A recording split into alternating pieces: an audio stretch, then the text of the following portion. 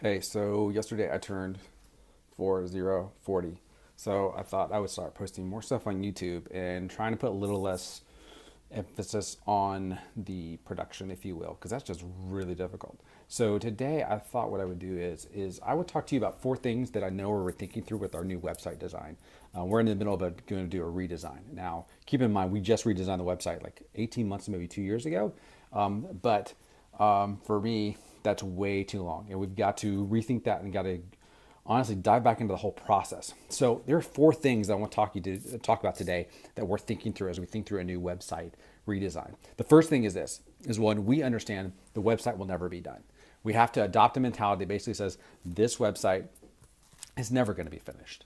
It's one of those things we're going to constantly keep iterating. It's always going to be in beta, if you will, to use that Google language. You know, if you watch Gmail, they used to have the logo in the upper corner that said basically, "Hey, we're always in beta." This website will always be in beta. We're constantly going to be improving it. So we basically need to have the attitude that this website is not done and it will never be done. So we're constantly iterating.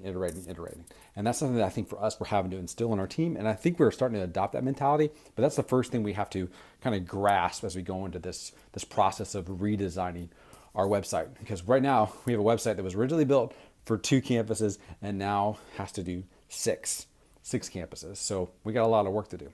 The second thing is this, is that we have to understand that when we make changes in our language, that language actually really does matter to our audience. One of the things that really shocked me or surprised me, if you will, when we did our last website redesign was we changed one word up at the top from user tools to the word login because we thought it made more sense that you were logging in to donate, to handle all of your stuff in our database.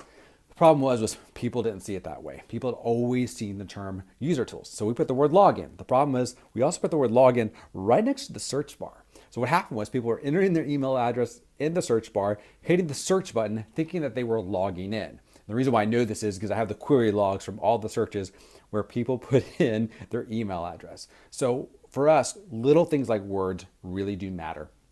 So we got to keep that in mind as we begin this whole process of reshaping our website, is that the little things like words are really going to matter. So we're going to do a lot of A/B testing to figure out what works best for us, but words are going to matter. Number three, we're going to have to step up our email game, our email marketing game, to be honest, to be more specific with you.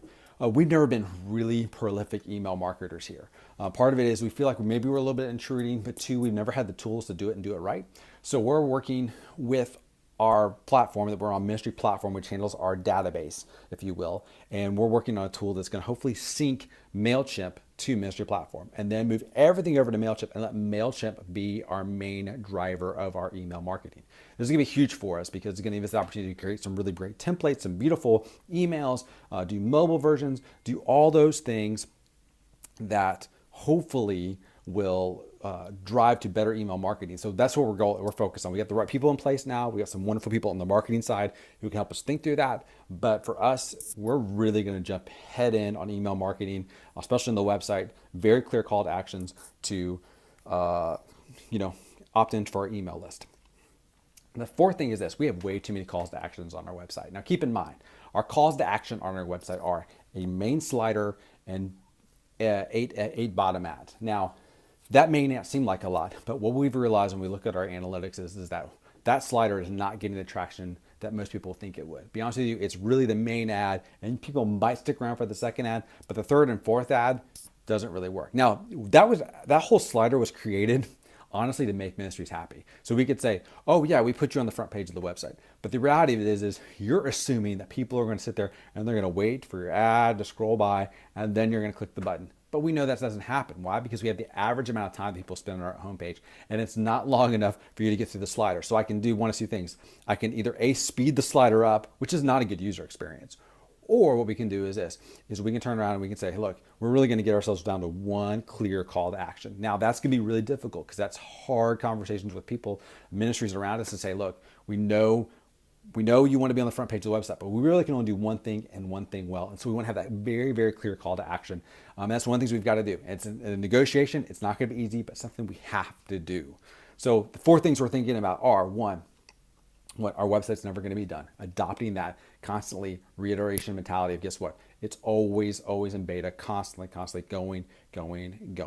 Second thing is our words are going to matter. We have to beta test, A/B test little things that we think are just small changes. We realize for our folks are going to be big changes. And I knew that based off the analytics and even emails that we get that say, hey, where's this? And we change one thing in the menu, and that really alters people's world, especially people who constantly go there on a weekly basis to use our website.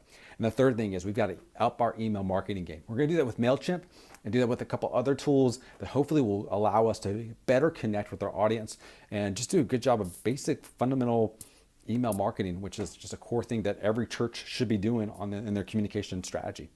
And the fourth thing is that we're going to get all of our calls to action down to a single call to action. This is probably the most difficult thing we're going to do, but I think if we can show the analytics by doing that we improve, we lower our bounce rate. In other words, people going to our website, checking in, checking out. And if we can turn around and engage and have more clicks and better engagement with our content, then I think overall people are going to be happy with that. So that's what we're doing. Those are the four things we're thinking about as we think through our new website redesign. So you know what? We're going to start working on it and it's going to be fun. So thanks for watching. Bye.